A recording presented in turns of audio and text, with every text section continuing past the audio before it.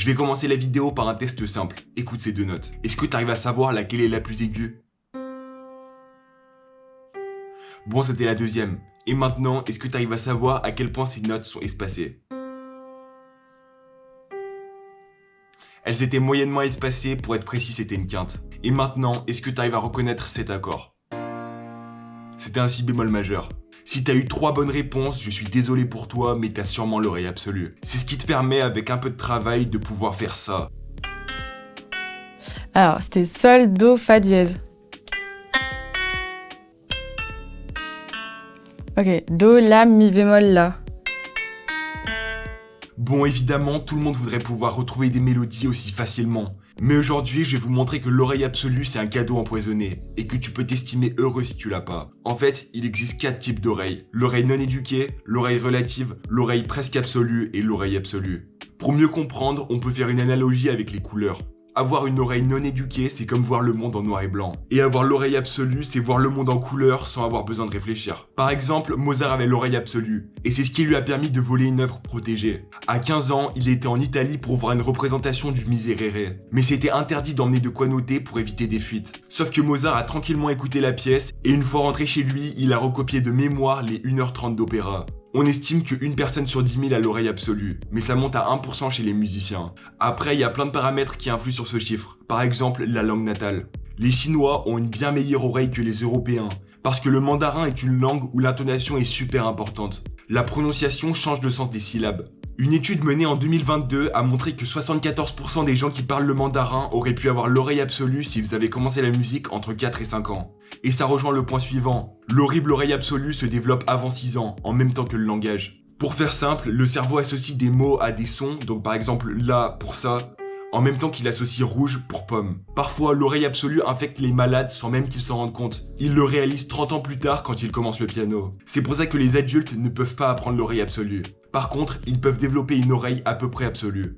Pour en revenir aux couleurs, ça veut dire que s'ils savent qu'on regarde une pomme, ils vont se rappeler que les pommes sont rouges. Et ils vont pouvoir comme ça remettre des couleurs de partout, mais seulement s'ils ont le contexte. Ce type d'oreille est basé sur la mémoire, et il dépend souvent de l'instrument qui est joué. Par exemple, j'ai entendu tellement de fois le La du centre au piano que j'arrive à le reconnaître. Mais si c'est un violon qui le joue, je vais sûrement pas réussir. Presque tous les clarinettistes ont l'oreille à peu près absolue parce que les notes à la clarinette ont des sons vraiment différents. Et ça concerne même pas que les musiciens. Par exemple, tu peux avoir écouté une mélodie tellement de fois que t'arrives à la replacer direct dans la bonne tonalité. Là par exemple, j'ai transposé la lettre à Élise. Et si t'es chaud, tu devrais pouvoir deviner quelle version est l'original.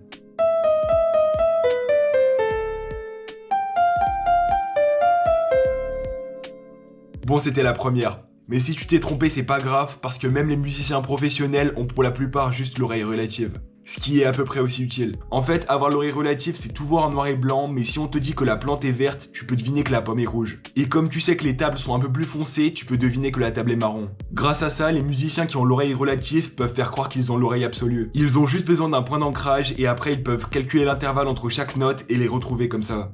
Et ce qui est vraiment bien, c'est que n'importe qui peut avoir l'oreille relative en travaillant un quart d'heure par jour. Personnellement, c'est ce que j'ai fait, et même si t'as l'oreille absolue, tu devrais le faire, comme tu vas bientôt le voir. Voilà comment je m'entraîne. Je vais sur le site qui s'appelle Musica, je vais dans exercice, intervalle, et ensuite tu peux choisir ton niveau. Et en 6 mois de travail, t'auras à peu près l'oreille relative selon si t'es doué ou pas. Je te conseille de travailler en priorité les quintes et les tierces majeures, puisque tu pourras te repérer grâce à ça.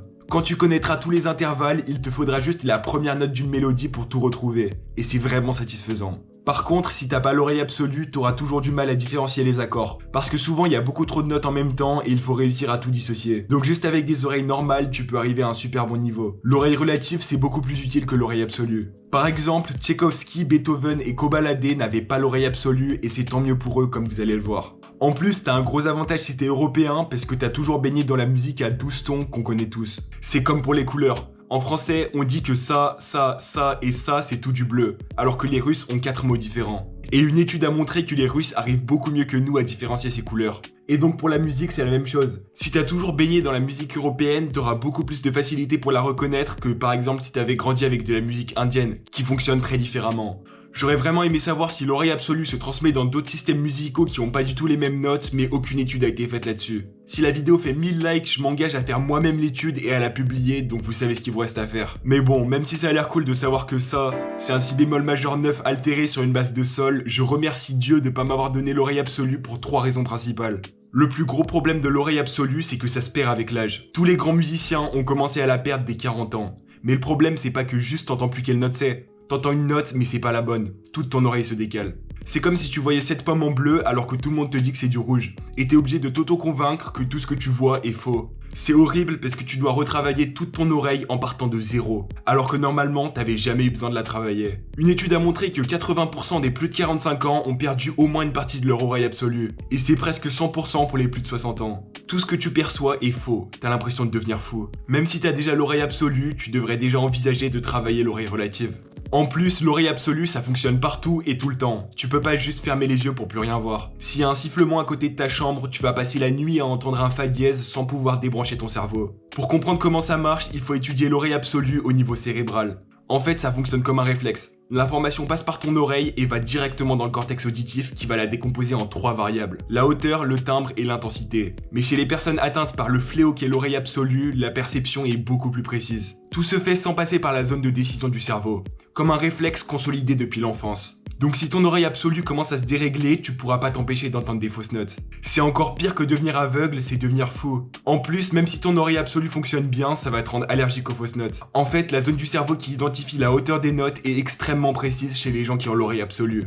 Et si les notes sont décalées de juste quelques hertz, ça va leur sembler super bizarre. Alors que moi, ça me changera rien. Regarde si t'entends la différence.